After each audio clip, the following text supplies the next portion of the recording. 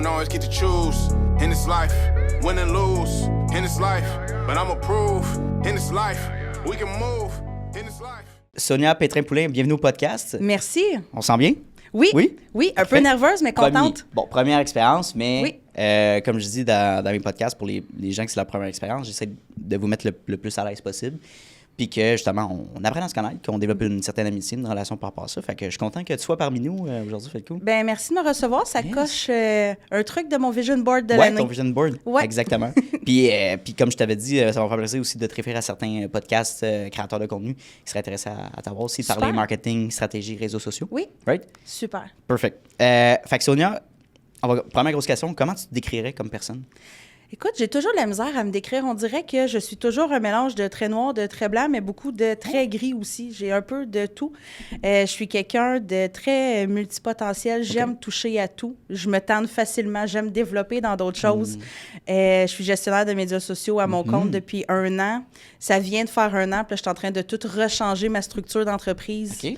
Je suis comme, OK, finalement, c'est peut-être pas la vision que j'avais. Fait que là, je suis en train de retravailler là-dedans.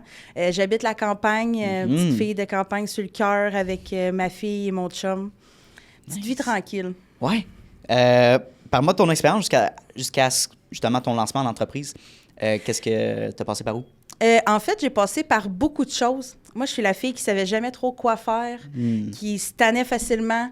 Puis je me ramassais tout le temps dans tous les jobs que j'ai faits, peu importe où ce que je rentrais, peu importe le métier dans lequel je rentrais.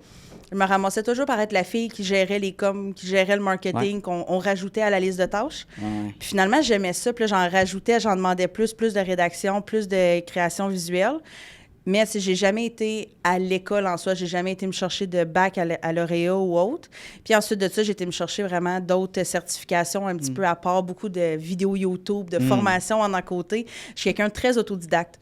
Fait que suivre un programme de cours très linéaire, j'ai de la difficulté. Donne-moi tout le matériel, je vais partir avec, ça va bien aller, là.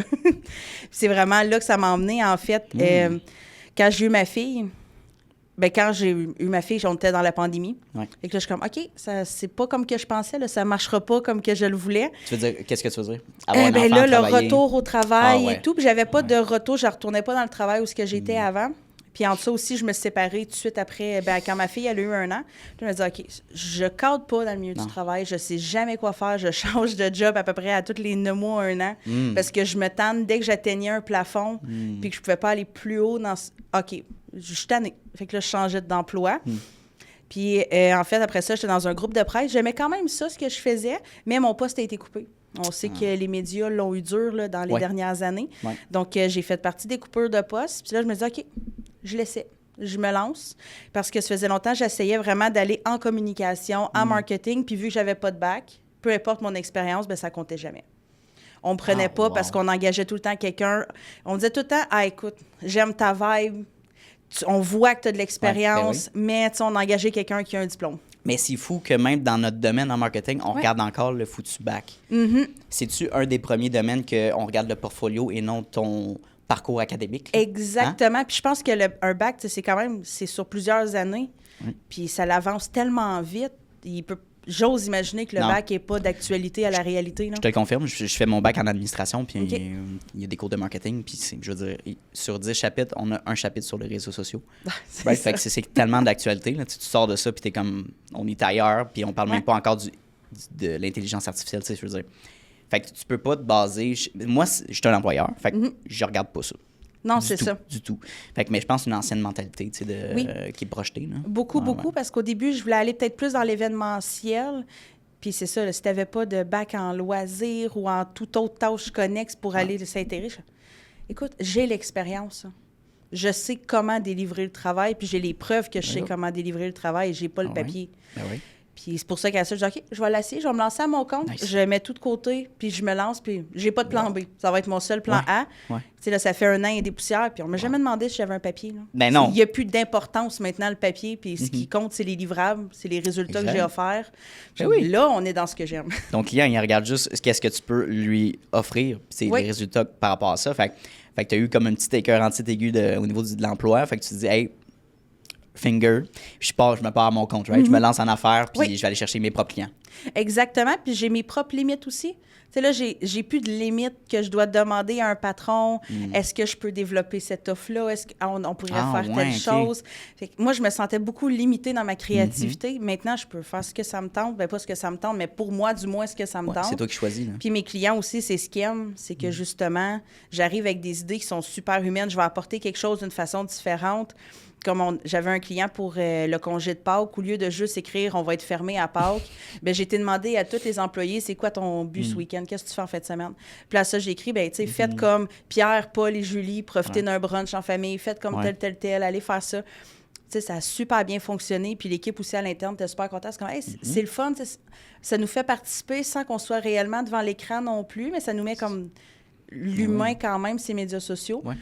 Fait que pour moi, ça, c'est très important de l'apporter différemment. Oui, puis je trouve que les entreprises classiques qui ont pas ou qui ont peu de connaissances sur les réseaux sociaux ou qui délèguent ça à monsieur, madame, tout le monde, parce que c'est pas aussi important, disons, bien, ils vont avoir tendance à mettre du contenu. Mettons, voici nos produits, voici nos services, voici ce qu'on offre, on a le meilleur prix, on a le meilleur service à la clientèle, mais c'est comme...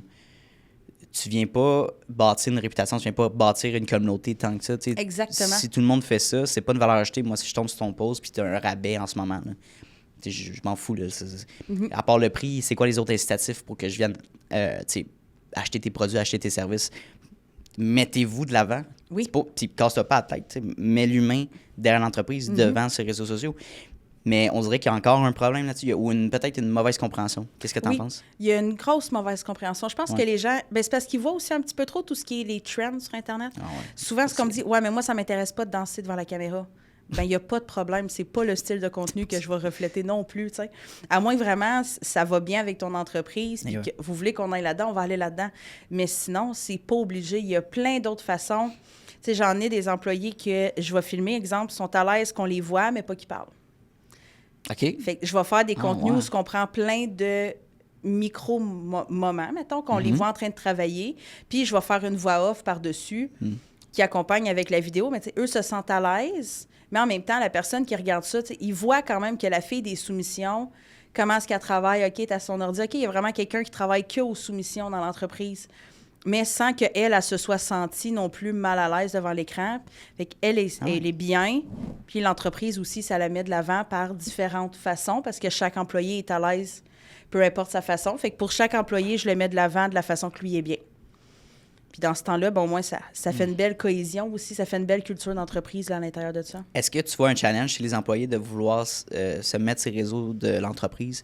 Est-ce qu'il y a une fermeté que tu vois ou une gêne? Là? Oui, beaucoup de gêne, beaucoup de fermeté. Il va avoir un petit peu la mentalité, on ne veut pas avoir de l'air des épais. On ne veut pas faire les cons devant les Internet et puis avoir de l'air d'une compagnie bas de gamme. Ou souvent, c'est associé à ça. L'Internet, c'est juste pour faire des niaiseries.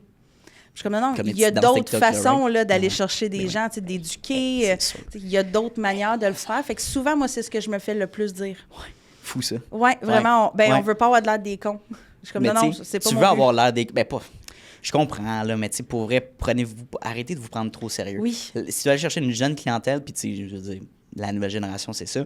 Arrêtez de vous prendre trop au sérieux, trop corporate. Je donne un exemple. On a travaillé sur un mandat avec KG+, qui est justement une entreprise de bowling. Ouais. Puis il y avait des jokes classiques de genre toi, Chantal, t'es-tu plus petite boule, grosse boule ou tu sais comme Michel, tu sais. Puis là, c'était le fun parce qu'on amenait l'aspect éducation de genre, mettons, au Québec, on a plus de joueurs qui utilisent des petites boules. C'est plus facile, tandis que quand tu vas au côté États-Unis, c'est des grosses boules.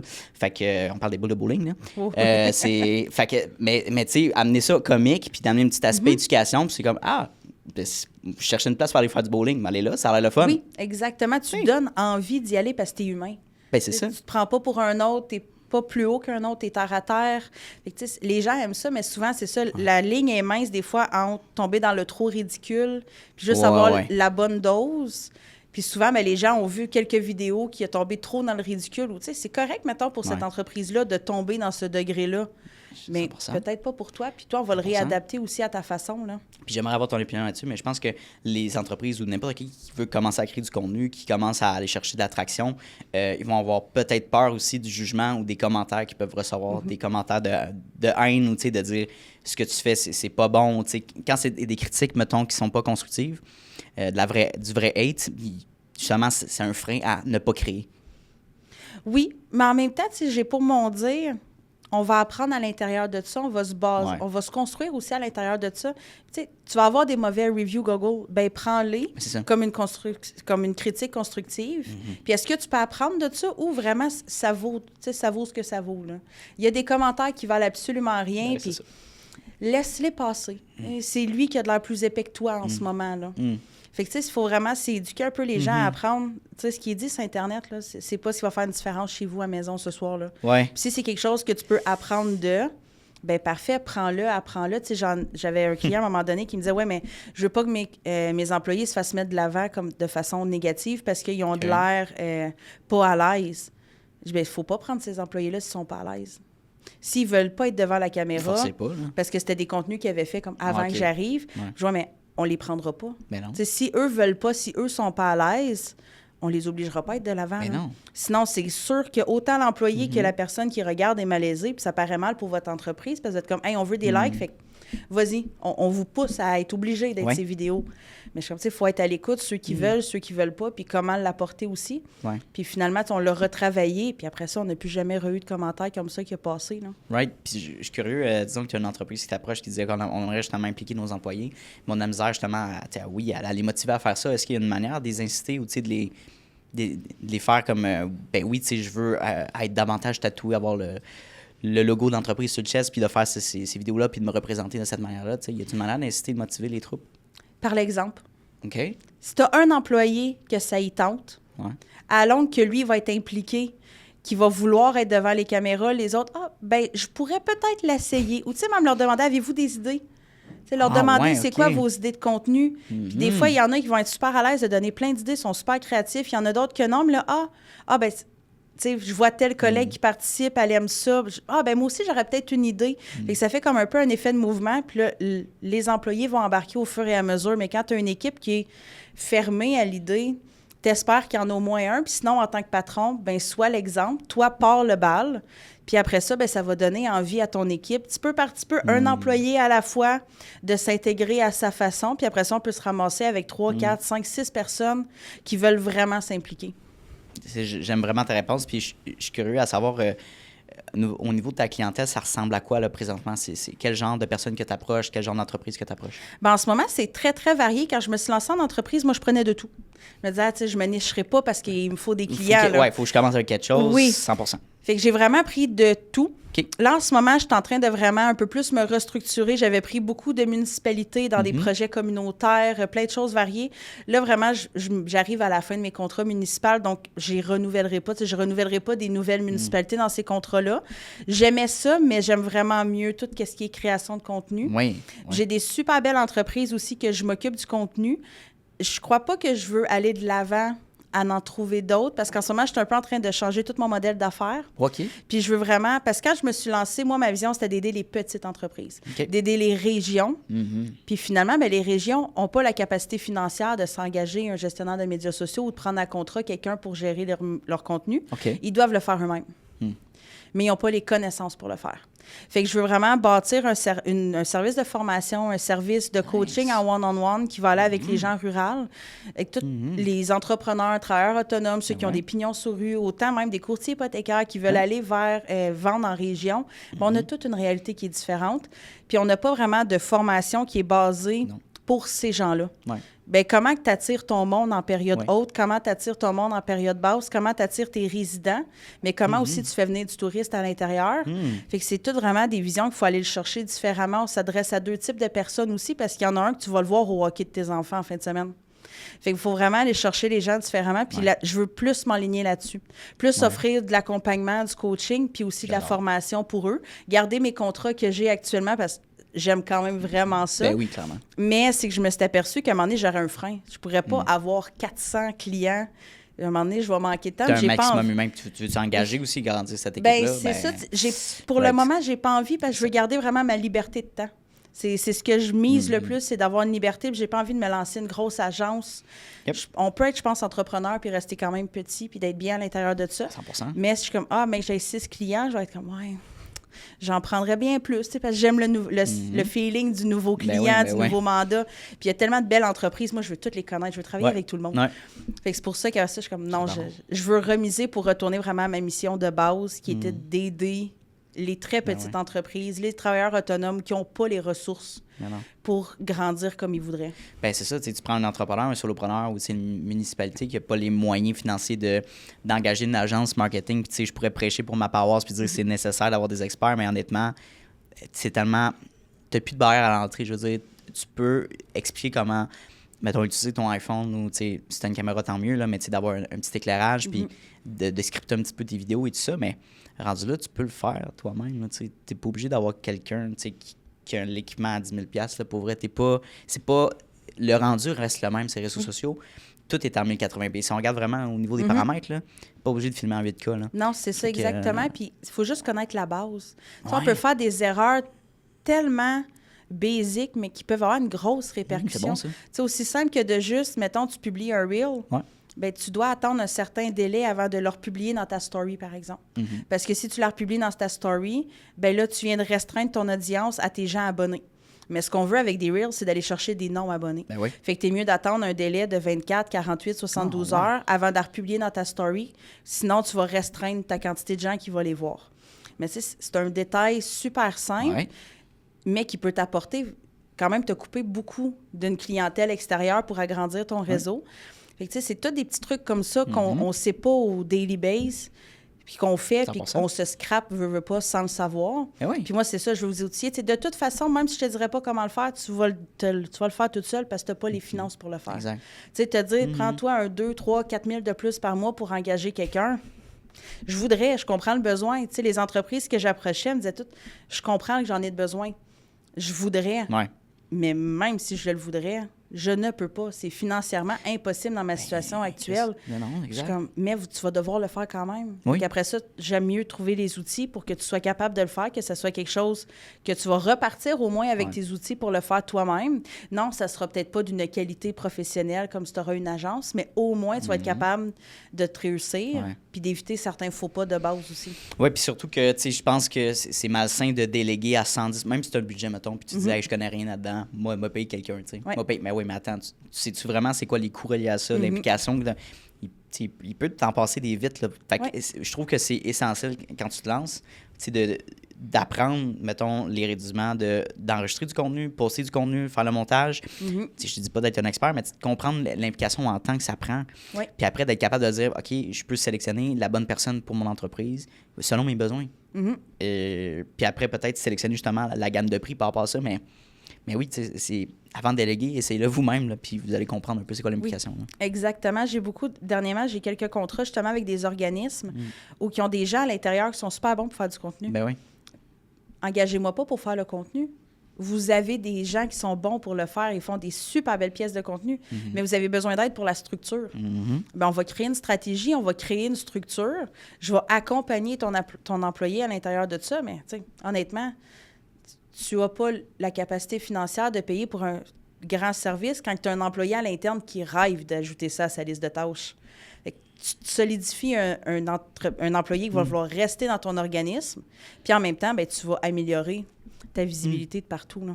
Parlons un petit peu de stratégie. Quand tu fais justement de la gestion ou de la création de contenu pour une entreprise, c'est quoi comment tu abordes le côté stratégique? Comment tu développes une stratégie de contenu pour la personne? Ben, dans le fond, je vais aller vraiment analyser plusieurs facteurs. En premier, on va commencer par les objectifs. OK. Autre que de dire je vais être plus visible. Oui, mais pourquoi? Ou je vais aller chercher plus de clients. Oui. C'est ça, c'est parfait, mais plus précisément, tu veux-tu apporter une notoriété? C'est-tu une offre en particulier? C'est-tu un produit en particulier que tu veux faire vendre? Est-ce que c'est pour engager, recruter du personnel? Fait que on va vraiment aller cibler un peu plus c'est quoi ton besoin spécifique. Après ça, de là aussi, je vais aller faire une veille concurrentielle. OK. Donc, analyser un petit peu les concurrents, mais pas sneaker ce que tout le monde fait puis copier. T'sais, au contraire, on va regarder un petit peu ce que les autres font. Puis après ça, OK, ben tu vois, dans ton marché, beaucoup de gens font du super beau visuel, très peu mettent l'humain de l'avant. Ben nous, on va te démarquer à l'intérieur de ça, on va mettre l'humain de l'avant. Puis ça va être comme une grosse partie, en fait, qui va être faite. Ensuite, toute ton audience, il y en a beaucoup qui veulent parler à tout le monde. ben tu parles à personne. Genre, ma clientèle, c'est tout le monde, genre? Oui, c'est Ouais. ça. Ben moi, je veux pas manquer de vente, fait que je veux parler à tout le monde. Puis je suis la première, là, j'ai fait cette erreur-là, je suis cordonnier mal chaussé. Fait que, dans le fond, l'exemple concret, ça serait de créer du contenu que tu sais qui va être apprécié ou peut-être pas aimé, mais comme apprécié par tout le monde. Tu vas pas nécessairement avoir non plus de vues, mais tu vas dire des deux côtés, tu as low risk là, pour aller chercher Oui. une clientèle. Exactement. Ben, c'est que tu auras peut-être plus de vues, Ouais. mais les gens vont moins se sentir Interpellé. connectés, interpellés. Ouais, fait c'est qu'ils vont scroller ton vidéo, ils écouteront pas à Je moitié. Tu vas avoir, exemple, moins de vues, mais les gens vont vraiment écouter. Ouais, Moi, je c'est fais ça. toujours deux personnes OK. différentes, puis il y a un nom, là. Tu sais, la personne, elle s'appelle Julie, Ben, elle a c'est ça. 39 ans, puis c'est vraiment un portrait super précis. Puis quand on va rédiger, on va parler à Julie. C'est comme si, là, on parlait à une amie, puis OK, comment qu'on s'exprime, puis je vais vraiment aller très en profondeur sur le ton, sur la façon de s'exprimer, qu'est-ce qu'elle consomme comme contenu. Tu sais, je vais aller regarder justement sur les médias sociaux un petit peu ces types de personnes-là, qu'est-ce qu'ils consomment, qu'est-ce qu'ils regardent, qu'est-ce qui fonctionne, pour vraiment aller créer des personas qui sont les plus précis possibles. Et ensuite de ça, bien là, on va justement aller faire aussi les piliers de contenu. Donc, on va aller, au lieu de parler de tout et n'importe quoi, ouais. bien, comment qu'on va les segmenter. Donc, entre 3 et 5 piliers de contenu, on va aller s'adresser vraiment plus, exemple, OK, ben, on va mettre de l'avant ton expertise, mais on va expliquer tes produits. Tu vas expliquer ce que tu vends, comment l'entretenir, comment bien choisir le matériel. Tu sais, dis-nous pas que tu as 20 de rabais, c'est pas ça que je veux savoir. C'est OK, je rentre chez Ouais. toi, j'ai le choix entre 2 matériaux. Je sais pas quoi choisir. Ben oui. Ben, vends-moi ton expertise Ben ouais. comme ça, montre-moi que tu sais quoi me vendre. Après ça, on va rajouter d'autres contenus. Parle-moi de ton daily job. Exemple, tu es un Ben oui. courtier immobilier. Ouais. Montre-moi là quand tu sacres après le chose pour ouvrir les portes, là, les petits les boîtiers de Les clés. boîtes à clés, là. ouais.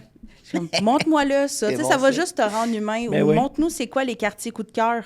Tu sais, mets-toi un expert. Au lieu d'être juste un vendeur de maison, Ouais. ben vraiment, Ouais. montre-nous que tu es un expert dans ton métier. Puis en ce moment, ce qui fonctionne bien sur le marché, c'est quoi les quartiers coup de Ben cœur? ouais, Exemple, là, moi, je suis de l'Outaouais, donc tu es à Ouais. Gatineau. Bon, ben, c'est quoi les quartiers Ouais. qui sont vraiment coup de cœur en ce moment? Tu sais, mets-le de l'avant. Right. Toutes ces informations-là. Fait que ça va être de vraiment segmenter en 3 à 5 façons OK. tout ton contenu. Puis quand on va, mettons, créer du contenu, on va faire, OK, bon, ben est-ce que je veux parler? Dans quel pilier que ça va ensuite de ça? Tu sais, on veut parler, exemple, on a 3 piliers de contenu, on a 3 à 4 publications par semaine. Bon, on va aller idéalement chercher un pilier par publication, par exemple, par semaine, pour vraiment avoir varié, Ouais. mais d'apporter une touche un petit peu là, à chaque fois. J'adore. Est-ce que tu travailles avec Karianne pour son contenu? J'ai commencé stratégie? son contenu avec elle. OK. Quand elle a commencé comme courtière immobilière, en fait, là, j'ai commencé avec elle. Puis ensuite, là, elle a changé d'agence. Ouais. Puis OK. eux, là, à l'intérieur de ça, ils ont déjà là, de la création de contenu et tout. OK. Mais fait qu'on on s'en jase C'est pour nice. le plaisir. Mais ouais, Ben oui.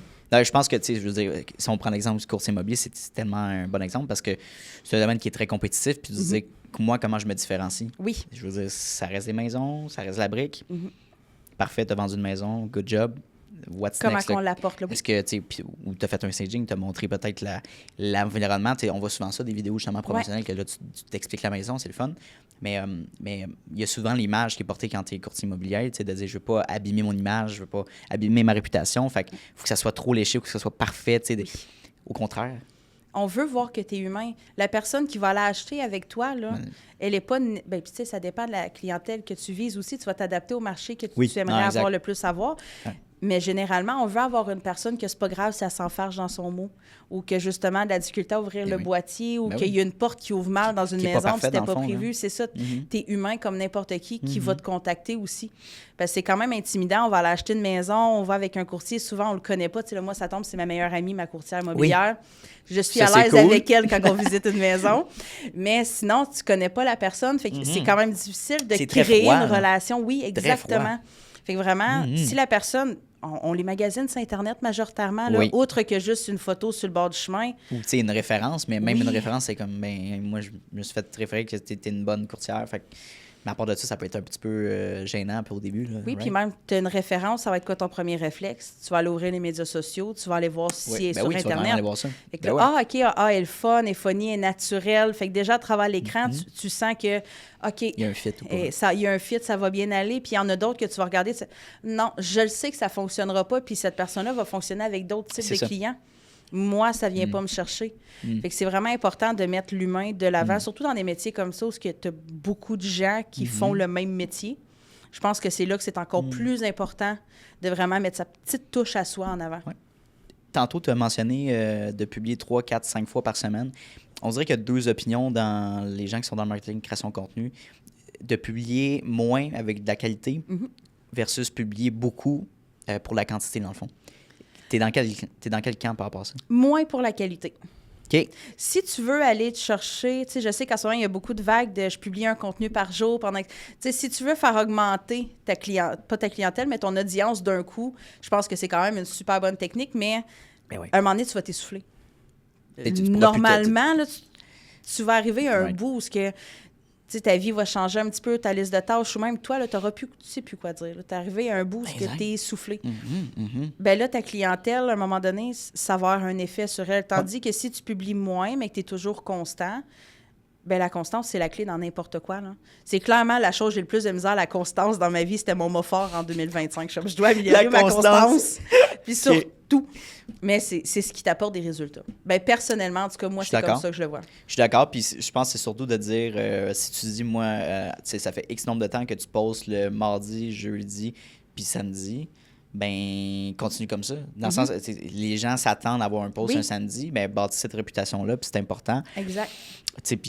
Puis moi, je suis un peu dans ce questionnement-là. Moi, je suis beaucoup dans la quantité, mais j'ai une formule qui me permet aussi de créer beaucoup de contenu efficacement. Le podcast, on sort des clips incroyables de ça, puis on doit poster 20 à 30 clips par semaine, mais comme c'est sûr que plus tu en poses, plus tu poses de la quantité puis de la qualité, ben ça vient ensemble. Mais je peux pas dire, si j'étais tout seul là-dedans, je pourrais pas.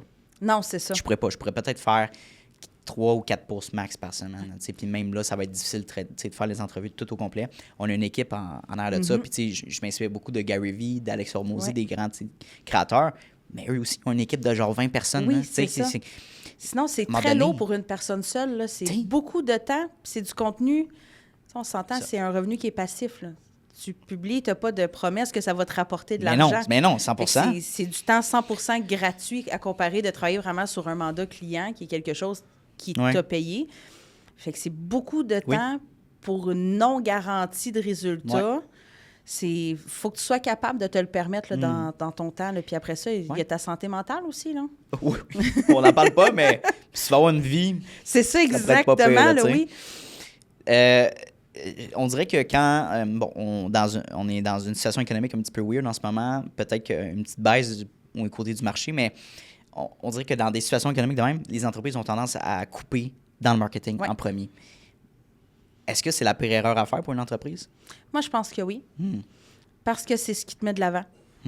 Souvent, on va couper dans le marketing, mais on n'a pas pris le temps de vérifier ses fournisseurs. Est-ce qu'on a des ententes qu'on peut renégocier? Est-ce qu'on a des fournisseurs qui peuvent nous offrir le même service, le meilleur prix? Fait que souvent, on va juste garder confortable ce qu'on a déjà. Puis on va couper le marketing, il faut couper dans quelque part. OK, mais c'est ce qui t'apporte une visibilité, c'est ce qui t'apporte une clientèle. Tu vas garder, exemple, ton marché récurrent, mais ta nouvelle clientèle, tu vas aller la chercher où? Fait que c'est ton marketing qui va t'aider à l'intérieur de ça, qui va te créer ta notoriété. Surtout en ce moment, on est dans un gros mouvement Achetons québécois. Oui. Bien, profitons-en. C'est le temps d'être en avant. C'est maintenant. Promote les entreprises québécoises, canadiennes, surtout. Là, c'est un des moments rares que les Québécois se sentent comme des Canadiens aussi, en partie. Fait que ça, c'est quand même cool, là, mais ouais. C'est drôle. Puis, petite parenthèse à ça, justement, le timing est incroyable. Puis, c'était pas planifié par rapport à Trump, mais on s'en va pendant un mois, du 14 mai au 1er juin, au Manitoba, pour mettre de l'avant les entrepreneurs franco-manitobiens. Faire une série de podcasts en studio là-bas. Fait que ça va être incroyable, mais je repense à ça, je dis comme, OK, c'est vraiment, le timing est exceptionnel. Oui, exactement. C'est super bon. Mais c'est d'avoir des idées un petit peu créatives pour notre entreprise. Exactement. Tu sais, même, mets tes fournisseurs québécois, canadiens de l'avant. C'est le temps, montre où viennent tes produits, où viennent... C'est en dessous de ton entreprise, exactement. On peut tellement créer des belles pièces de contenu qui ils sortent pas de la boîte. C'est pas si incroyable que ça. Mais justement, moi, en tant que consommateur, je vais aller de l'avant si l'entreprise me dit que la grande majorité de ses fournisseurs sont canadiens, ses matériaux sont canadiens, la personne a la même valeur que j'ai ou que justement beaucoup ont en ce moment. Bien, ça va t'aider à apporter aussi de la clientèle parce qu'on est là en ce moment. Puis les gens, malgré la structure financière, on veut tous payer moins cher, mais on est quand même prêt en ce moment à mettre un petit peu ça de côté pour encourager nos valeurs. Fait que ça vaut la peine. C'est pas, ça arrive pas souvent. Oui, ça, 100%. Puis, tu sais, je pense que si vous manquez d'idées, je pense que quelque chose de très simple, c'est justement si tu veux encourager des fournisseurs collaborateurs, tu sais, québécois par rapport à ça, mais peut-être de vous déplacer ou peut-être prendre le temps d'aller jaser avec cette personne-là ou vice-versa, trouver une entente, là, mais puis de filmer ce contenu-là, tu sais, de lui poser des questions un peu comme un fake podcast, là, c'est une belle stratégie, mais de mettre de côté l'humain, tu sais, de savoir son parcours, pourquoi, tu sais, notre collaboration, comment ça s'est passé, comment on a développé ça ensemble. Mais c'est intéressant, hein? Oui. Les gens veulent en apprendre plus. Là. Exactement. Tu sais, les gens, justement, ils vont apprendre aussi derrière l'entreprise. On veut ça en ce moment. Ouais, on veut apprendre d'où part tout. Oui. On dirait que vu que tout est devant un écran, bien là, on a faim de plus. On va aller chercher vraiment plus creux. Donc, montre-les tes fournisseurs. Puis en plus, après ça, bien, c'est une super belle collaboration. Vous profitez des 2 plateformes de visibilité de chacun. Fait que lui va avoir de la clientèle de toi. Toi, tu vas avoir de la clientèle de lui. Donc, c'est juste gagnant. Parlons de petits trucs que tu pourrais donner pour quelqu'un qui veut se lancer à 100% en création de contenu tout seul. Niveau équipement, qu'est-ce que ça prend concrètement? Là, bien, moi, c'est très, très basique. Puis je crée quand même du super beau contenu. J'y vais avec mon téléphone. J'ai un iPhone 16 Pro Max. Honnêtement, je fais du super beau contenu avec ça. J'ai un trépied que j'ai payé 80$ sur Amazon. Et voilà. J'ai des micros que j'ai payé, je pense, 40$. J'ai payé un 8$ de plus pour avoir les petits poils par-dessus pour quand je fais du contenu à l'extérieur. Oui. Fait en bout de ligne, ça ne m'a pas coûté 200$. Puis tu fais... Je fais du très bon contenu quand même, même si j'ai pas un gros équipement. C'est sûr que ça fait plus beau, là. Ça flatte notre ego quand même quand on arrive avec le gros système de caméra. Mais je pense qu'on peut quand même créer du super bon contenu si on apprend les techniques de base, qu'on apprend vraiment comment s'en servir. On peut arriver à du contenu qui va être très professionnel. Là, nos téléphones, à cette heure, nous donnent un beau produit. Tu sais, c'est surtout genre, c'est niaiseux, mais tu sais, mettons, côté agence ou de payer quelqu'un qui se lance, mettons, qui offre ses services, mais tu sais, honnêtement, il y a peut-être une côté d'ego de genre, ouais, j'ai gros équipement, une belle équipe, là, on s'en va là, puis le client ne connaît pas trop ça parce qu'il a une grosse caméra, tu sais, legit, c'est niaiseux de même, là. Mais le rendu est le même, dans le sens que, mettons, on va filmer du vlog pour des clients, puis on n'amène plus de caméra, tu sais, dans le sens, on a notre stabilisateur, notre iPhone, micro DJI, let's go. C'est efficace, ça va bien, ça s'adapte bien. Pas obligé d'avoir un gros setup de caméra qui te suit. Là. Oui, c'est ça. Puis ça fonctionne bien. Là. Oui. Pourquoi pas? Puis il y a des programmes qui sont quand même super simples aussi à utiliser, qui sont à faible coût. Aussi. T'sais, on n'a pas besoin d'avoir le gros système avec Adobe qui coûte quand même cher, qui coûte beaucoup Adobe, de connaissances aussi, là, parce que c'est quand même beaucoup plus complexe. Je suis d'accord. Fait que vraiment, on a des super bons programmes de base que tu peux avoir autant la version gratuite ou au pire, tu prends la version pro qui est à 12-13$ par mois, puis tu es capable de créer beaucoup de contenu. Là. Exactement. Tu n'es pas obligé d'utiliser des gros logiciels comme ça. Puis c'est un bon exemple. Adobe Premiere, Antoine le sait, je le sais, on a travaillé là-dessus pour faire du montage. Puis ça peut être intimidant quand tu rentres avec l'interface de toutes les fonctions. Puis tu es comme, oh, attends. Mais tu as des logiciels comme CapCut. Exactement. Très bon, là, je veux dire, qui fait des édits automatiques. C'est intuitif. Tu peux le faire sur ton cell, sur ta tablette, sur ton ordinateur. Je suis en train de faire une publicité pour eux, mais ils sont bons, tu sais. Oui, c'est ça, exactement. Ils ont créé un bon programme. Et that's it, il faut leur envoyer des fleurs. Puis tu as aussi Opus Clip aussi qui est utilisé. Fait que tu sais, l'intelligence artificielle est de plus en plus implémentée dans ces logiciels-là pour être plus rapide. Oui. Ma prochaine question par rapport à ça. Intelligence artificielle, l'utilises-tu dans ton day-to-day pour stratégie? Qu'est-ce que j'apprends de plus en plus à m'en servir parce qu'il y en a tellement. On dirait que j'ai beau baigner là-dedans que j'ai pas suivi assez vite quand même là, l'évolution. C'est sûr que je me sers beaucoup de ChatGPT. Je pense qu'on s'en sauve tous pas. Après ça, ben là, j'apprends justement un petit peu dans chacun de mes programmes à utiliser l'AI qui est à l'intérieur de ça. Puis là, en ce moment, je suis en train de voir là, comment je peux optimiser mes processus. Fait que j'en suis comme vraiment à la base. Je suis vraiment en train de regarder un petit peu. Cet été, là, je vais me payer une formation justement avec Instinct Fondateur. Je vais me permettre de Pascal Dumais, incroyable. Viens de Gatineau, fait que j'aime juste pour ça, c'est parfait. Mais vraiment, ça, je vais me payer une cohorte avec lui là, pour vraiment apprendre comment optimiser mes processus. Puis c'est quelque chose aussi qu'après, je veux promouvoir justement dans mes futures formations, puis one-on-one, là, justement. Des fois, on va engager quelqu'un, mais on pourrait juste prendre le temps d'apprendre à se former sur comment ça fonctionne, puis après, on peut automatiser certains processus. Tu sais, j'enlève rien, exemple, aux adjointes ou ces choses-là, on en a de besoin. Mais des fois, tu n'en as pas de besoin tout de suite. Des fois, tu es à une étape où tu génères pas assez de revenus, mais tu commences à avoir une surcharge de travail, mais tu peux pas vraiment te permettre de payer quelqu'un d'autre. Bien, je pense que l'intelligence artificielle, c'est une super belle façon de automatiser tes processus, de rendre ça beaucoup plus facile. Ça va t'enlever une charge. Puis après ça, quand tu vas être rendu à avoir la capacité financière, bien, tu vas pouvoir avoir, exemple, une adjointe, un employé quelconque qui va pouvoir t'aider dans ces processus d'automatisation-là. Tu sais, il y a tellement de choses dans l'automatisation, puis ça, c'est quelque chose qu'il faut que je mette le pied là-dedans. Puis justement, Pascal Dumais, c'est hot parce que je commence à regarder pour sa formation parce que j'utilise ChatGPT dans mon daily, c'est incroyable, j'ai la version payante, puis c'est le fun, mais je vois que je sais pas comment, j'ai pas la manière de l'utiliser optimale. Oui, c'est ça. Je sais que je pourrais le faire, mais j'ai pas les connaissances pour. Fait que, évidemment, il faut que j'aille chercher cette éducation-là, mais c'est juste, mettons, c'est niaiseux, mais d'automatiser, mettons, ton système de facturation, d'envoyer tes factures, d'avoir, mettons, tous les détails par rapport à ça dans un courriel, puis que ça soit linké, mettons, avec QuickBooks. Je veux dire, les faire à la mitaine, à un moment donné, quand t'en as beaucoup, ça peut être long. Oui, là. c'est ça. D'avoir différentes manières de, est-ce que tu as Stripe qui link avec ça? As-tu différentes manières de payer? Fait que ça, c'est juste niveau admin puis tout ça, mais avoir un CRM, Zoho, moi, j'ai commencé à utiliser Zoho Begin pour tracker ça parce que c'est, je veux dire, mettons, ne pas oublier de faire des relances avec des personnes que... Puis tracker justement ta clientèle, avoir toute cette banque de données-là, c'est important. Hein, tu peux pas laisser ça dans le vide où beaucoup de gens vont encore utiliser le fameux Google Sheet ou Excel. Puis je l'utilise encore, mais tu sais, c'est... À un moment donné, il faut que tu optimises tout ça parce que tu vas en perdre. Oui, puis moi, tout pour me débarrasser de Excel. Exact. Tout le plus facile possible. Ah oui, il n'y a rien que j'aille plus, je pense, que Excel. Je suis bonne pour scraper un fichier en 3 secondes, plus capable de le ramener. Les formules sont pétées, c'est terrible. Si je peux me trouver des façons de travailler que j'aurais plus jamais besoin d'ouvrir Excel dans ma vie, je vais avoir réussi. Tu vas atteindre le succès. Écoute, on va revenir un petit peu en arrière. Quand tu as décidé de te lancer à ton compte, ça a été quoi ton plus gros challenge au début? D'apprendre que tout compte vraiment sur moi. Au début, quand je me suis lancée, honnêtement, ça a super bien été. J'ai eu plein de contrats parce que ça faisait quand même une couple de semaines, mois que j'ai commencé. Je faisais un petit peu de prospection, mais j'envoyais comme des emails en batch. Puis... Ben oui. Puis j'ai eu des retours, ça a comme tout arrivé en même temps. Fait que mes 3 à 6 premiers mois, ça allait super bien.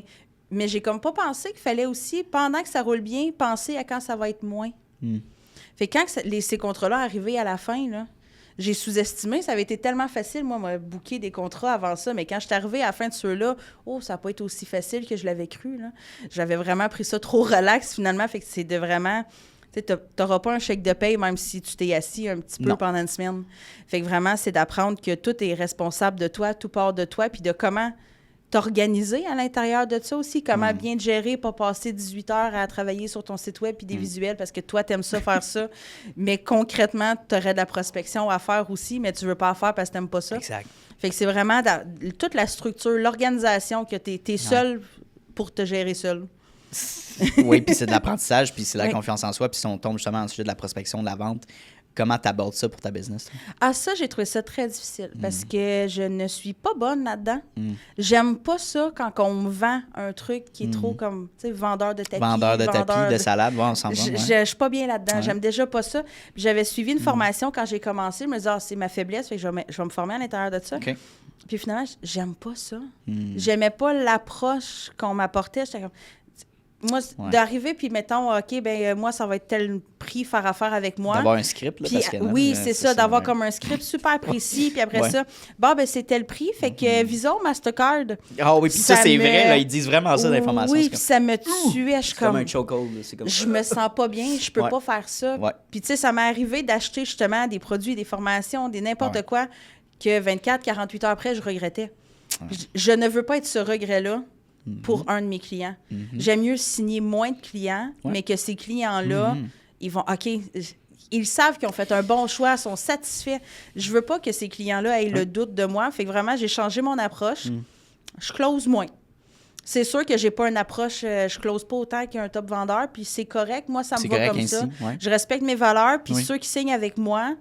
ils en sont très bien aussi. T'sais. Puis ils me le disent eux-mêmes. J'ai aimé ton approche, c'était tellement humain. Moi, je suis un petit peu dans ça, je suis comme un peu goofy. Je vais faire des blagues, je vais m'enfarger dans mes mots. Et c'est correct, finalement, c'est ce qui fait mon charme. Puis j'ai appris à l'accepter, puis justement à le mettre de l'avant de la bonne façon au lieu.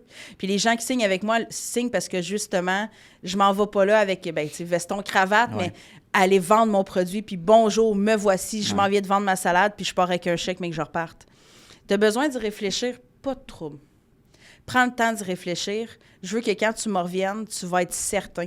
Puis souvent, à cause de ça, juste parce qu'ils se sont pas sentis poussés, OK, c'est correct. J'ai l'impression que tu n'es pas en train de me le pousser dans le fond de la gorge, je vais signer. Juste parce que, justement, je leur enlève la pression parce que moi, je m'en mets pas. Oui, 100%. Puis, je pense que c'est de... on peut parler un petit peu des ententes signées, des contrats qu'on fait, mettons, avec nos clients. Puis j'ai entendu des histoires un petit peu poches d'autres agences qui font ça, mais mettons, tu signes avec un client 3 mois ferme, X nombre de mensuellement, parfait. Si moi, je suis dans une position avec un client puis qu'après un mois, il me dit j'ai plus la capacité financière ou je vois plus le besoin de travailler avec toi, ça marche pas, je vais arrêter notre entente. Bien, malheureusement, moi, je vais dire, heureusement, moi, je vais dire, il n'y a pas de problème, on va arrêter l'entente. Et je suis pas là à aller te chercher de l'argent. De toute manière, même si je te forcerais à respecter l'entente, c'est quoi les 2 mois suivants de notre relation qu'on va avoir, puis lui, c'est quoi l'expérience qu'il va avoir? Ça vaut pas le 2000$, 3000$ de plus que tu vas avoir. Puis malheureusement, il y a beaucoup d'agences qui fonctionnent de même, puis que, non, on a signé, puis légalement, tu sais, c'est un entente, puis c'est, wesh, tu sais, il faut que tu aies une certaine ouverture d'esprit. Moi, j'ai pas de durée fixe à mes mandats. C'est à durée indéterminée, puis on est ensemble tant qu'on est ensemble. Exact, oui. Puis après ça, si, exemple, autant de ton bord que de mon bord, parce que ça peut arriver, nous autres aussi, que finalement, on a un client que le fit n'est pas là, ou que le client est désagréable, ou tu sais, il y a peu importe la raison, dans les deux côtés, ça nous protège. Puis je leur dis aussi, parce que on est attaché là, par un contrat, ou oui, on va avoir un contrat, mais si t'es pas bien ou qu'à l'inverse, moi, je suis pas bien, un mois d'avance, on s'avertit pour au moins finaliser ce qu'on est en train de travailler là. Puis après ça, tu pars de ton bord, je pars du mien, il n'y a pas de froid, là. Non. J'ai pas envie de tenir quelqu'un à la gorge, puis tu vas me payer à chaque mois. Écoute, le fit n'est pas là, ça marche pas, là. Oui, non, c'est exactement ça. Puis tu développes justement des meilleures relations avec ces gens-là qui vont dire hey, merci de m'avoir compris, puis je vais te référer à quelqu'un justement qui a besoin de ça. Cool! Tu fais jamais rien en vie pour rien quand tu es gentil puis tu es ouvert. Là.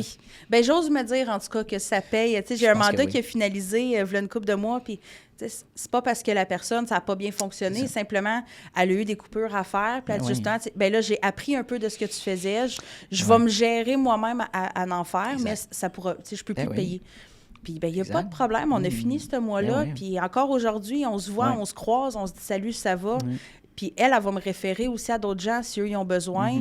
Puis, moi, je ne commencerai pas à « Ouais, mais là, on était censé être engagé. » Je trouve que ça bâtit tellement des mauvaises relations d'affaires. Puis, même des fois où des gens que, tu sais, il y en a beaucoup. « Ah, j'étais sûre qu'il m'aurait signé. Puis là, vu qu'il ne m'a pas signé, je suis fâchée après. » Ah, mais même si cette personne-là ne te signe pas, elle va t'avoir apprécié, elle va parler de toi à quelqu'un d'autre. Tu vas te faire un réseau. C'est important, le réseau sur lequel on se base. C'est bien plus avantageux à garder cette relation-là positive, friendly, sur des bonnes bases. Exactement. Fait que je suis d'accord. Puis, tu sais, pour finir ce sujet-là, pour une petite parenthèse par rapport à ça, mais mon premier client ever, ça fait 3 ans qu'on travaille ensemble. Il est super cool. Puis, à un moment donné, il a dit écoute, tantôt, il faut qu'on prenne un break. Ça fonctionne plus de notre bord. Qu'est-ce qu'on peut faire? T'sais? Puis là, j'ai dit écoute, je peux te donner un gros rabais là, par rapport à ça. Pendant X nombre de temps, on peut se donner jusqu'au mois de septembre. Puis après, on revise, on revoit ce qu'on peut faire par la suite. Mais ça me faire plaisir. La même entente, X nombre de pauses, on ne change pas, mais un prix beaucoup plus moindre. Il m'a dit OK, parfait, on continue. Puis après 6 mois, dans ce sens-là, il a dit je suis prêt à re-signer pour 1 an. Puis au prix initial. Fait que je suis comme let's go. Mais j'aurais pu dire hey, c'est une perte de temps, c'est une perte d'argent. Parfait, on va au next. Mais non, parce que j'adore travailler avec cette personne-là. Il y a une belle vibe. Puis c'est le fun, puis je sais l'impact que ça a. Je sais que quand tu arrêtes de créer du contenu straight up, puis tu recommences une autre chose, tu perds ton momentum. Puis même si ça m'a coûté un petit peu plus de mes poches, ça a valu la peine. Pas parce que re-signer, parce que sur le long terme, parce que tu crées une relation incroyable. Puis après, lui, il m'a référé à plusieurs personnes, puis on a créé du contenu qui fonctionne bien. Fait que arrêtez de penser trop à vos poches, puis développer quelque chose de plus pour vos clients. Là. Exactement. C'est important. Je pense que les gens voient trop tout pour demain. Que ce soit avec les médias sociaux, que ce soit avec n'importe quoi, il faut que ça nous rapporte là, maintenant. Que ça rapporte dans 6 mois, non, on s'en fout. C'est maintenant que ça doit rapporter. Mais non, ce qui est durable, si tu veux faire longtemps ce que tu fais, il faut que tu penses à plus loin que demain. Il faut que tu penses à dans 6 mois, 1 an, 3 ans. Cette personne-là, tu sais, je connais des gens, justement, qui m'ont rapporté un autre client plus tard. Ah oui, c'est ça. Des partenariats, des fois, sans que ce soit un client, c'est un partenariat, c'est une entente, c'est une porte dans autre chose. Ou un fournisseur, collaborateur, peu importe. Exactement. Vraiment, ça vaut la peine de garder des bons contacts avec les gens quand c'est possible de le faire. C'est sûr qu'il y a des cas, des fois, qu'on n'a pas de contrôle. Oui, c'est sûr. Mais quand c'est possible, je pense, surtout en tant qu'entrepreneur, sais, c'est tout ce qu'on a, dans le fond, là, notre réputation, puis nos contacts qu'on tisse. C'est vrai. C'est très important. 100%. Je suis curieux, Sonia, d'habitude, j'aborde ça au début de l'entrevue, mais écoute, on va l'essayer. Ton entourage parental, amical, sœur, frère, si t'en as, est-ce que sont dans l'entrepreneuriat? Est-ce que tu as été moulé ou motivé dans cet espace-là ou pas Aucunement. Du tout? OK. Mon grand-père est entrepreneur, Yep. mais à part lui, j'ai jamais eu de modèle entrepreneurial. Puis je pensais pas non plus être entrepreneur. Ça m'est arrivé vraiment un peu comme ça. Je disais, tout bad, je me pars, je suis tannée. Mais autrement, j'ai voulu être journaliste, j'ai voulu être enquêteur criminel, j'ai voulu être plein d'affaires, mais jamais travailleur autonome. J'imaginais vraiment une femme de carrière, tu sais, CEO à quelque Corporate, part. là. Oui, c'est ça, mais jamais que je partirais quelque chose. Pour moi, c'était trop dans le produit. Puis au début, j'ai commencé une entreprise de livres souvenirs personnalisés. Puis là, OK, mais moi, vendre quelque chose pour gagner 3 piastres à chaque fois que je vends quelque chose, je comprends, c'est au volume, mais moi, ça me plaisait pas. Je trouvais que c'était beaucoup de temps. Puis là, j'arrivais à une ligne dans l'entreprise où c'est ça, il fallait que j'investisse beaucoup puis que je lâche tout. Tout le reste, mettons, mon travail et tout, ça se fera pas, c'est pas possible. Fait que j'ai vraiment mis ça de côté. Puis là, j'ai commencé à aller vers l'entreprise de service. Puis OK, finalement, et ça, j'aime ça. Ça, c'est beaucoup plus. Puis on dirait que j'avais jamais réfléchi qu'on pouvait être entrepreneur puis vendre des services. Moi, c'était vraiment, t'es un entrepreneur, t'as une boutique, pignon sur rue, puis... Oh oui, c'est ça. Tu ou vends t'es dans la vraiment ton construction, produit. là, tu sais, t'es entrepreneur général. Moi, c'était là mes piliers, là. Mais c'était intéressant, puis t'as eu cette mentalité-là, puis on dirait quand tu t'es lancé, là, j'imagine, tu t'es dit, hey, une chance que je l'ai essayé, puis là, je l'ai fait parce que je suis sur mon X. Oui. Est-ce que tu vis ça en ce moment? Oui, absolument. Wow. Vraiment, That's nice. quand je me suis lancée, tu sais, on s'entend, là, je faisais vraiment pas un gros revenu. Je me suis séparée il y a une couple d'années, puis j'ai vraiment recommencé ma vie à zéro. Fait que je vivais de moyens très modestes. Puis je me suis dit, tout bad. Anyway, j'ai rien. Je vais perdre quoi? Rien. Je vais recommencer dans autre chose si ça fonctionne pas. Je me laisse pas d'autres portes. C'est ce que je veux, avec la vision que j'avais pour ma fille, avec ma famille. Je suis comme... Moi, c'est là, je m'en vais. Puis quand j'ai une idée dans la tête, Dieu sait que je ne l'ai pas ailleurs. Je suis comme, on va essayer. T'sais, ça n'a pas été facile à tous les mois, mais quand tu n'as connu rien, après ça, tout peut être que plus. Yep. Fait que vraiment, ça a été juste vraiment de me dire, OK, je l'essaye, puis j'essaye d'autres choses. Puis moi, quand je vis, mettons, une difficulté, la première journée, moi, vivre ma difficulté, moi, chialer, moi, brailler, moi, vivre ce que j'ai à vivre. Puis le lendemain, je suis déjà en mode solution. Nice. Fait que le lendemain, je me lève, OK, ça n'a pas fonctionné, parfait. On s'enligne sur quoi? On m'a trouvé une autre idée. Ça marche pas, parfait, on va aller trouver autre chose. Fait que vraiment, là-dessus, je te dirais que la résilience, c'est quand même une force très, très bonne. Fait que vraiment, ça a été ça, ma capacité là, de tout le temps me revirer, d'essayer autre chose. Justement, j'aime ça, ça m'apporte quelque chose, mais je pourrais apporter plus. Bon, ben parfait, je switch. C'est excellent. Puis, tu sais, j'aimerais qu'on revienne un petit peu à nos moutons initiales du contenu marketing. J'ai une question qui te trottait dans la tête depuis tantôt, mais qu'est-ce que tu dis à un client qui dit justement, ah mon Dieu, je regarde nos statistiques, là, c'était en hausse le mois dernier, là, c'était en baisse, on est pogné dans du 200, 300 vues par vidéo, je comprends pas, ça marche pas. Qu'est-ce que tu réponds justement à une rétroaction comme ça? Là? Ben, en fait, des fois, c'est une question de constance. On n'a pas un contrôle non plus permanent. On a beau être bien bon dans ce qu'on fait, mais il va y avoir des fois un contenu, même si on était certain qu'il aurait fonctionné, il ne marchera pas. Ben non, c'est ça. Ou des fois, on va avoir des gros événements, par exemple, que ce soit le Super Bowl ou n'importe quoi, qui va gruger l'audience pendant cette période de temps-là. Donc, tout ce que tu vas concevoir qui n'est pas en lien avec ça va perdre l'audience. Puis, moi, quand les gens se disent « Ouais, mais j'ai juste eu 200-300 vues sur ma vidéo. » OK, bien, dis-toi sur scène, devant 2-3 personnes. Ouais, bien là, non, je ne serais pas à l'aise. Bien, c'est la même chose. Tu as 200-300 personnes qui t'ont regardé. Ouais. Fait que tu as quand même eu une vue. Puis souvent, comme moi, par exemple, mes vidéos, j'ai commencé à en faire parce qu'ordonné mal chaussé, j'étais pas beaucoup sur les médias sociaux. Puis j'ai ça, 200-300 vues dans mes vidéos, mais je me décroche quand même des contrats avec ça. Puis les gens sont comme, ah, je t'ai vu passer. Exact. Puis là, je croise des gens, ah, je t'ai vu passer. Ouais. Pourtant, j'ai pas 6000 vues, j'ai 200-300 vues, mais ça fait 2-3 clients que je signe avec des vidéos de 200-300 vues. Ça veut rien qui sont dire. Des super bons partenariats. Ils n'ont pas liké mes contenus, ils n'ont pas commenté, ils n'ont pas partagé, mais ils l'ont consommé. Ils t'ont vu. Puis eux, c'est ce qui les avait intéressés. Ça a aucune... Maintenant, c'est ça. Faut pas que tu te bases sur 1000 vues, ça veut dire que ta vidéo a été performante. Tu peux avoir justement, comme tu dis, 100 vues, 200 vues, puis tu as eu comme le meilleur client qui t'a aperçu, qui trouvait super intéressant ce que tu disais dans ta vidéo, puis qui regardait pas tes vues, qui s'en foutait, là, parce qu'il trouvait ça intéressant, toi et ton message. Fait que une vidéo qui peut avoir autant 200 vues que 6000 vues peut avoir plus de succès ou autant de succès. Fait que faut faut pas se baser là-dessus, bien, il y a beaucoup de gens qui se tapent la tête. Oui. Ils regardent trop des chiffres. Exactement. Puis il faut se rappeler quand même, ça reste un peu comme de la prospection.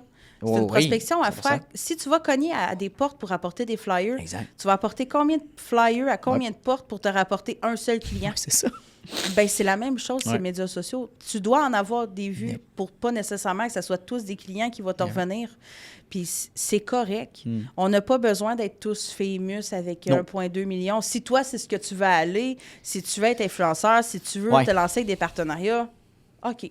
Mais sinon, c'est peut-être pas nécessaire à ta business. Si tu crées du contenu vraiment qui va parler aux bonnes personnes, tu n'as pas besoin de parler à 1000 Non. personnes. Tu as besoin de parler à 200. 200 qui vont se sentir interpellés, puis qu'eux vont consommer ton contenu, puis qu'eux vont finir par acheter. Puis ça, puis t'es même pas obligé non plus d'avoir tu sais, des millions, tu sais, même des 1000 abonnés, tu sais, Non. pour dire que tu es une grosse entreprise setée. Les gens ne s'abonnent presque. En tout cas, tu sais comment le contenu est poussé maintenant, Oui. c'est beaucoup plus organique de genre la For You page, mettons, on prend TikTok, tu Exactement. likes, tu t'abonnes pas, mais tu likes la vidéo puis tu continues. Fait que c'est vraiment purement le contenu et non genre le nombre d'abonnés, on s'en fout. Exactement. rendu là. TikTok, c'est une le métrique. meilleur exemple à quel point que c'est plus important une audience. J'ai une de mes amies elle a commencé à faire du contenu sur TikTok, puis elle me disait tout le temps ça. Ah, hey, ça, j'ai un nouvel abonné, c'est long avant d'avoir des abonnés. Oui, mais t'es sur TikTok. Honnêtement, on s'en fout un Exact. peu. Là. Ben oui, C'est pas ce qui 100%. va jouer dans l'algorithme qui va Non. te repousser non plus. T'es montré à des gens qui ne te suivent pas. Exact. Moi, souvent, même sur TikTok, les gens que j'aime regarder, je m'abonne pas à leur contenu. Parce que moi, je ne vais jamais dans ma Mais non. liste de Mais suivi. non, moi non plus. Moi, je regarde Pas que du ma tout. For You page. Ah ouais. Fait que je ne m'abonnerai pas à la personne parce que je sais que comme ça, elle va rester dans mon algorithme de Yep. ma page. Fait qu'il faut arrêter de se baser là-dessus. Sur Facebook, sur ma page professionnelle sur Facebook, j'ai genre même pas 150 abonnés. Puis sur mon Instagram, j'ai même pas 100 abonnés. C'est ça. Et je réussis quand même à convertir. Exactement. Ça veut. Tu as répondu à ta question, c'est excellent. Fait que arrêtez de vous casser la tête sur Oui. le nombre d'abonnés, c'est pas important. Maintenant, on arrive à la fin de l'entrevue. J'ai deux dernières questions pour toi. En fait, ta vision du succès en 2025, ce serait quoi? Pour moi, le succès, c'est le bonheur. On met trop souvent le succès en lien avec le pouvoir, je trouve. Il faut de l'argent, il faut qu'on soit goal-getter. Pour moi, c'est pas ça. Pour moi, le succès, c'est beaucoup plus le bonheur. C'est quand tu te lèves le matin et tu fais « Ah, je me sens bien, j'ai atteint quelque chose. » Ou est-ce que dans toutes mes sphères de la vie, ou dans, pas nécessairement toutes, mais généralement, ça va bien. Je suis enlignée sur mon X. Je suis pas en train de me lever le matin puis « Ah, là, il faut que je rencontre. » Non, ça, pour moi, ça, c'est pas le succès. Même si tu fais 6 millions par année, Exact. si à tous les matins, tu te lèves en bougonnant, ton succès, il est triste. 100%. Je préfère que vraiment, je me lève le matin, puis hey, je suis contente dans ce que je fais. Je suis bien, j'ai hâte de commencer ma journée. Ouais. Qu'on soit un mardi ou un samedi, je suis tout le temps de bonne humeur. Ben, exact. Ben, merci pour ta réponse. Puis c'était concret, c'était efficace. C'était excellent. La dernière question, aussi simple que ça. Si tu avais la chance d'interroger une version de toi-même de 18 ans, qu'est-ce que tu te dirais? Qu'est-ce que tu te conseillerais? C'est correct de ne pas suivre les standards. C'est correct de ne pas être actuellement dans un bac ou d'être au cégep. C'est correct de ne pas savoir ce que tu veux faire. De te questionner. Il n'y a pas un chemin fixe pour tout le monde. Puis c'est correct aussi si tu veux faire 2-3 choses différentes. Ouais. On n'est plus obligé d'avoir un métier qu'on rentre dedans à 18 puis qu'on prend notre retraite à 65. Right. Si tu changes à mi-chemin, c'est correct aussi. Puis si tu veux faire 2 jobs qui sont totalement différents, mais qui complètent 2 facettes de ta personnalité, ben c'est correct aussi. Faut arrêter que tout le temps se mettre la pression de « Ah, hey, là, tu sais, là, toutes les autres, je m'en souviens, là, quand j'avais 17-18 ans, toutes mes amies étaient au cégep, étaient à l'université. Je me sentais donc incapable. Moi, je vais mal réussir, puis je vais être une moins que rien toute ma vie à cause de ça. » Mais ça fait pas tout. Il y a tellement de gens que je connais qui ont sorti du cégep, sorti de l'université. Ils n'ont pas plus d'argent, sont dans les dettes, ou Right. ils ont sorti puis il n'y avait même pas de débouchés dans leur travail, ou Ils sont même pas ils dans ont leur domaine d'études. Exactement. Ils ont étudié puis finalement Ouais. sont dans d'autres choses complètement. Puis à 17-18 ans, je trouve qu'on se met tellement de pression. Tu sais, au secondaire 5, OK, qu'est-ce que tu veux faire? Maintenant, aujourd'hui, My God. tu vas décider de toute ta vie. Yep. Et je suis même pas encore en train de choisir qu'est-ce que je vais faire dans une semaine. Puis tu me demandes ma vie. Faut enlever un petit peu cette pression-là quand on a 17, 18, 19 ans. On doit tout décider maintenant. Prenez un break, tu sais, Oui. mettez-vous en perspective. Puis c'est ça, quand t'es jeune, justement, ça peut être... parce qu'on a beaucoup, tu sais, les gens où c'est la perception des autres qui sont imposées. Fait que c'est comme... Fais ton propre parcours, puis la confiance en soi, c'est sûr que ça va venir. Essaye de te mettre dans des situations peut-être de sortir de ta zone de confort, Ouais. puis apprendre ces choses-là. Exactement. Ben, écoute, Sonia, ça a été un vrai plaisir de discuter avec toi. Merci J'avais hâte à notre beaucoup. entrevue pour vrai. Oui. C'était super cool. T'as Très aimé ton contente, expérience? j'ai adoré. Ouais. Un gros merci, c'était vraiment plaisant. Perfect. Puis avant qu'on se laisse, ben écoute, comme je te disais tantôt, je fais toujours un part 2 avec mes invités. Fait que dans 6 mois, Oui. c'est quoi les nouveautés? Justement, changer un petit peu ton modèle vers Ouais. le coaching, l'accompagnement. Fait que j'ai hâte qu'on en parle. Si ça t'intéresse, t'es toujours la bienvenue au podcast. Absolument, j'aimerais vraiment ça. Merci encore. Ben merci beaucoup. Hey, salut, ça fait déjà la 2e fois qu'on se voit dans cette même vidéo-là. Donc, merci de ton attention, puis merci de ta discipline, parce que c'est un mince pourcentage des gens qui sont capables d'écouter du début de l'épisode jusqu'à la fin. Donc, merci beaucoup de ta discipline. Ça démontre énormément de motivation de ta part et bien sûr d'un aspect important de l'entrepreneuriat que oui, la motivation c'est important, mais la discipline c'est encore plus important. Donc, merci de ton attention. La meilleure manière que tu peux me repayer pour ce podcast-là, vu qu'il est accessible à tous et gratuit, il va rester gratuit. Ça, c'est important. Notez-le à quelque part. Je tiens qu'il reste gratuit, accessible à tout le monde. En fait, c'est tout simplement de repartager le podcast dans des Instagram Stories, d'en parler avec tes amis, d'envoyer le lien à tes amis. Hey, Mathis, va donc écouter cet épisode-là. C'est super intéressant. Ça vaut de l'or. Puis, ça va me permettre d'aller faire croître le podcast à un niveau exponentiel. Donc, merci beaucoup pour ton aide et ton intérêt pour le podcast. Et bien sûr, on se revoit la semaine prochaine dès jeudi midi pour un nouvel épisode. Donc, bonne journée à toi.